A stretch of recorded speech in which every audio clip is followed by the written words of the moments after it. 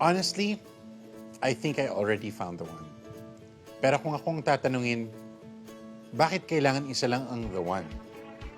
Pwede naman more than one, di ba? Hi, I'm Jeff Ortega and I'm the Regional Director of the Department of Tourism Regional Office 1. Kapag sinabi the one, ang agad iniisip ng tao ay love life yun.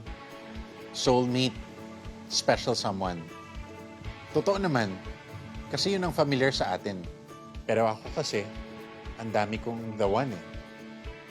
Let me give you a little flashback. I'm from La Union. That's in Region 1.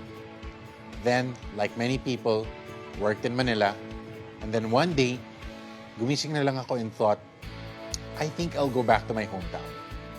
So that's my the one place. I also have the one person I want to spend with the rest of my life with. Syempre. The one calling that I'm doing right now, which is helping boost tourism. And many other the one experiences I'll never forget. And guess what? Lahat yun, nahanap ko in Region 1.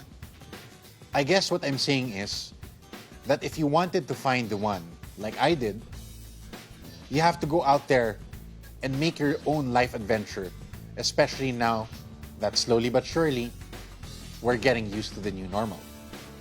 Millennials, Gen Z, lahat tayo. I believe that tourism is not just a luxury anymore after the pandemic, but an important part of being mentally, emotionally, physically, and even spiritually healthy. It's also one way of helping our kababayans out because tourism is a source of livelihood. And I think the perfect place to start, saan pa ba? Di sa Region 1. There's something for everyone in Region 1.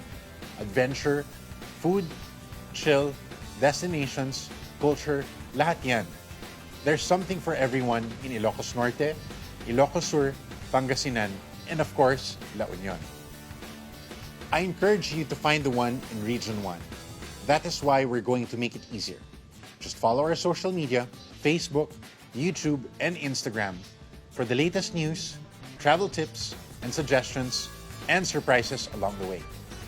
Malay nyo, dito nyo na din makita ang the one. Until then, keep safe and see you here in Region 1 soon.